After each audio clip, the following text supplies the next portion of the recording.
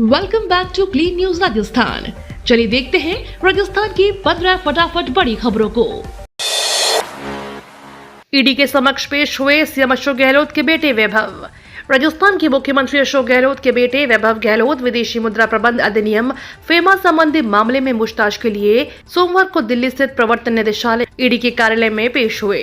संघीय एजेंसी के वैभव को फेमा के प्रावधानों के तहत समन जारी कर उन्हें एपीजे अब्दुल कलाम रोड पर स्थित ईडी के मुख्यालय में पेश होने को कहा था।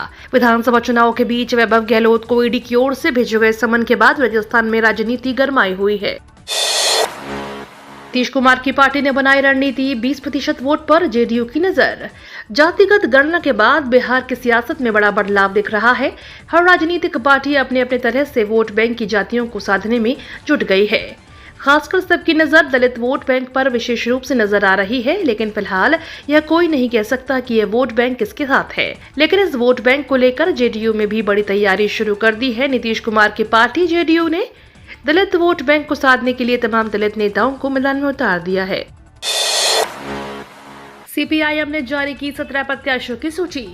राजस्थान विधानसभा चुनाव के रण में सीपीआईएम ने भी अपने प्रत्याशी उतार दिए हैं। उन्होंने 17 सीटों पर अपने प्रत्याशियों के नामों का ऐलान किया है। पार्टी के राज्य सचिव कामरेड अमराराम सीकर जिले के दंतारामगढ़ विधानसभा क्षेत्र से चुनाव मैदान में उतरेंगे। वे पहले भी इस विधानसभा क्षेत्र से विधायक रह चुके हैं। वहीं उससे पहले 3 बार सीकर जिले की धोद विधानसभा क्षेत्र से विधायक रहे हैं। गत चुनावों में वे दंतारामगढ़ में कांग्रेस प्रत्याशी से चुनाव हार गए थे। पूरी तरह सक्रिय हुई वसुंधरा राजे, प्रियंका गांधी को लिया आड़े हाथ। पूर्व मुख्यमंत्री वसुंधरा राजे ने राहुल गांधी और प्रियंका गांधी पर जमकर हमला बोला। राजे ने कटाक्ष करते हुए कहा कि प्रियंका और उनके भाई जब भी आते हैं कुछ भी बोलकर चले जाते हैं। जरूरी नहीं है कि ये जो भी कहें वह पूरा करें। पूर्व सीएम ने खुद की सरकार में जयपुर के विकास के लिए किए गए कार्यों का उल्लेख करते हुए भाजपा की सरकार आने का दावा किया। मरुधरा के महासमर में कांग्रेस और बीजेपी के प्रत्याशियों की सूची आना बाकी है। जिनको टिकट मिल चुका है उन्होंने प्रचार शुरू भी कर दिया है। इसके लिए चुनाव प्रचार कार्यालय खोले जा रहे हैं। भाजपा के मालवीय नगर विधानसभा प्रत्याशी कालीचरण सराफा के मुख्य चुनाव कार्यालय उद्घाटन पर पूर्व सीएम वसुंधरा राजे ने कांग्रेस नेता राहुल गांधी और प्रियंका गांधी के जमकर आड़े हाथों लिया। पूर्व सीएम वसुंधरा राजे ने कहा कि अभी कुछ दिन पहले प्रियंका आई थी। बड़ी खुशखबरी, राजस्थान के सरकारी कर्मचारियों को मिलेगा 4% डीए बोनस, फाइल मंजूर। राजस्थान में आचार संहिता के बावजूद सरकारी कर्मचारियों को दिवाली का बिग बोनस मिलने जा रहा है। चुनाव आयोग ने दिवाली बोनस और डीए में 4% की बढ़ोतरी को मंजूरी दे दी है। इसे लेकर हाल ही में मुख्यमंत्री अशोक गहलोत का बयान सामने आया। उन्होंने कहा कि डीए में बढ़ोतरी को लेकर चुनाव आयोग को प्रस्ताव भेजा गया है। दरअसल राजस्थान में आचार संहिता लागू होने के चलते डीए और बोनस पर प्रदेश सरकार फैसला नहीं कर सकती थी। लिहाजा ऐसे में इसका प्रस्ताव प्रदेश सरकार की ओर से चुनाव आयोग को भेजा गया था, जिस पर कल मुहर लग गई है।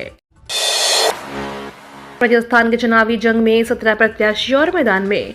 राजस्थान में भाजपा और कांग्रेस के बाद अब communist party of India Marxist ने अपने उम्मीदवारों की घोषणा कर दी है। सीपीएम ने कुल 17 उम्मीदवारों की घोषणा की है। मौजूदा विधानसभा में सीपीएम के 2 विधायक हैं। गौरतलब है कि राजस्थान में हर विधानसभा में 2 से 4 सीटों कम्युनिस्ट पार्टी जीती आई है।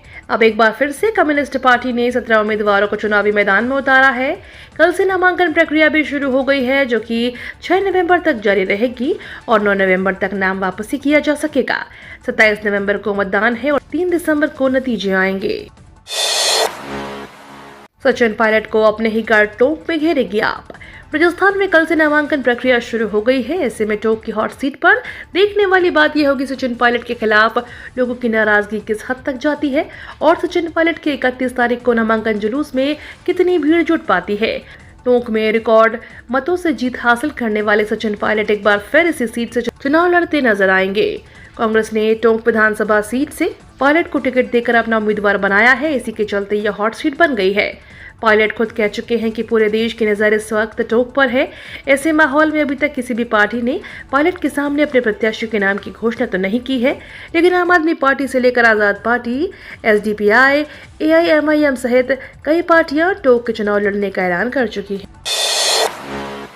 फाइनल होने लगी बीजेपी और कांग्रेस की नई लिस्ट। राजस्थान में बीजेपी और कांग्रेस की नई सूची का सबको इंतजार है। जानकारों की माने तो ये नई सूची किसी भी वक्त जारी हो सकती है। अब तक कांग्रेस ने 3 लिस्टों में 95 तो बीजेपी ने 124 कैंडिडेट्स मैदान में उतारे हैं। यदि बची हुई सीटों की बात करें तो कांग्रेस 105 और बीजेपी 76 कैंडिडेट्स के नामों की घोषणा करेगी। देखना यह होगा कि शेष सीटों पर किसका नाम कटेगा और किसका नाम जुड़ेगा। नामों को लेकर कई तरह की चर्चा चल रही है। चुनावी चौपाल में दोनों ही पार्टियां टिकट को लेकर मंथन कर रही हैं। ऐसे में राजस्थान में दोनों ही पार्टियों के लिए असंतुष्ट हुए कैंडिडेट्स को मानना थोड़ी चुनौतीपूर्ण रहेगा, क्योंकि बीजेपी और कांग्रेस की हर एक सीट पर 2-3 प्रमुख दावेदार हैं। ऐसे में टिकट न मिलने की वजह से कई दावेदार पार्टी में बगावत का रास्ता इख्तियार कर सकते हैं। राजस्थान में सरकारी कर्मचारियों की बड़ी खुशखबरी, डीए बोनस के निर्वाचन आयोग से मंजूरी। राजस्थान में राज्य कर्मचारियों के लिए बड़ी खुशखबरी है। निर्वाचन आयोग ने राज्य के कर्मचारियों और पेंशनरों का 4% महंगाई भत्ता बढ़ाने और 6 लाख कर्मचारियों को दीपावली पर बोनस देने को मंजूरी दे दी है। अब डीए 42 से 46% हो जाएगा, जिसका 8 लाख कर्मचारी और 4.5 लाख पेंशनर्स को लाभ मिलेगा। अधिकतम 7,000 वेतन के हिसाब से 30 दिन के वेतन के समान अधिकतम 6,774 रुपए बोनस मिल सकता है। वित्त विभाग से आज मंगलवार को इनके लिए आदेश जारी होने की उम्मीद है। कांग्रेस में 30 सीटों पर फिर कसा पेच, स्क्रीनिंग कमेटी ने रखा लंबित। राजस्थान विधानसभा चुनाव के प्रत्याशी तय करने में कांग्रेस नेताओं को खासी मशक्कत करनी पड़ रही है। कांग्रेस में 30 सीटों पर एक बार फिर से पेच फंस गया है। राजस्थान कांग्रेस स्क्रीनिंग कमेटी की रविवार को राजधानी दिल्ली में हुई बैठक में 105 सीटों के प्रत्याशियों के नामों पर मंथन किया गया था। पार्टी सूत्रों के मुताबिक उनमें से 70 से 75 सीटों पर करीब सहमति बन गई है, लेकिन 30 सीटों में अभी भी पेच फंसा हुआ है। उन सीटों को फिलहाल लंबित रखा गया है। चुनाव आते ही फिर बढ़े प्याज के दाम। चुनाव आते ही एक बार फिर से प्याज के दाम बढ़ गए हैं। हालात ये हो गए हैं कि राजधानी जयपुर में महज 10 दिन में प्याज के भाव दुगने से भी ज्यादा हो गए हैं। 10 दिन पहले जहां प्याज की कीमत 40 रुपए प्रति किलो तक मिल रही थी, तो वहीं अब 90 रुपए प्रति किलो पर जा पहुंचा है। जयपुर की अलग अलग मंडियों में प्याज के बढ़े हुए भाव का कारण डिमांड और सप्लाई में आए फर्क को बताया जा रहा है। प्याज के बढ़ते भावों में एक बार फिर से आमजन इससे दूर होने लग गया है। प्याज के बढ़े हुए भाव ने आमजन को टमाटर की याद दिला दी है। टमाटर के भाव भी पिछले दिनों आसमान छू गए। बीजेपी की तीसरी लिस्ट का इंतजार, 76 में से 66 पर चुनौती। राजस्थान विधानसभा चुनाव के लिए बीजेपी की तीसरी सूची जल्द जारी होने वाली है। पार्टी के सामने शेष रही 76 सीटों पर प्रत्याशियों का चयन करना ही सबसे अहम परीक्षा है। तीसरी सूची में इन्हीं 76 सीटों के लिए प्रत्याशियों के नाम का ऐलान होगा। इनमें से करीब 66 सीटों पर पिछले चुनाव में पार्टी को हार का सामना करना पड़ा था। इन सीटों पर जिता उम्मीदवारों के जरिए ही पार्टी 2023 की जंग जीत पाएगी। बीजेपी ने पहली और दूसरी लिस्ट में 124 नामों का ऐलान कर दिया है। पहली लिस्ट में ज्यादातर उन सीटों पर के लिए प्रत्याशी घोषित किए गए हैं जहां पार्टी लगातार हारती रही है, जबकि दूसरी लिस्ट में ज्यादातर जीती हुई सीटों को शामिल किया गया था। अब तीसरी लिस्ट में 76 सीटों पर नामों का ऐलान होना बाकी है। बेनीवाल ने किया रावण से गठबंधन, दलित जाट वोट बैंक पर टिकी है नजरें। राजस्थान में अभी तक न तो इंडिया गठबंधन का कोई बंधन दिख रहा है, न ही बीजेपी कांग्रेस के खिलाफ तीसरा मोर्चा। राजस्थान में अभी तक बीजेपी और कांग्रेस के बीच सीधी ही लड़ाई दिख रही है, लेकिन अब इसकी निगाहें एक नए गठबंधन पर टिकी है। यह गठबंधन है नागौर सांसद हनुमान बेनीवाल की राष्ट्रीय लोकतांत्रिक पार्टी और दलित चंद्रशेखर रावण की आजाद समाज पार्टी का। इस गठबंधन की निगाहें विधानसभा चुनाव में जाट और दलित वोटों पर है। हनुमान बेनीवाल की जाट वोटों पर अच्छी पकड़ है, वहीं चंद्रशेखर रावण राजस्थान में मायावती की जगह लेने की कोशिश कर रहे हैं। वे मायावती की बहुजन समाज पार्टी के वोट बैंक को अपनी पार्टी आजाद समाज पार्टी की ओर शिफ्ट करना चाहते हैं। राजस्थान में दलितों की आबादी करीब 18% और जाटों की 12%। राजस्थान में इंडिया गठबंधन में दरार। एमपी की तरह ही राजस्थान में इंडिया गठबंधन में सीटों को लेकर सहमति नहीं बन पाई। गठबंधन के मजबूत सहयोगी माकपा ने 17 उम्मीदवारों की सूची जारी कर दी है। पहले ये चर्चा थी कि कांग्रेस की चौथी सूची में माकपा को 2 सीटों पर ही जाएगी, लेकिन कांग्रेस की सूची जारी होने के पहले ही क्लियर हो गया कि गठबंधन को लेकर बात नहीं बन पाई है। आपको बता दें, माकपा ने विधानसभा चुनाव 2018 में 2 सीटें जीती थी। सीकर, गंगानगर और हनुमानगढ़ में माकपा का प्रभाव माना जाता है। केंद्र सरकार ने प्याज की कीमतों पर लगाई लगाम।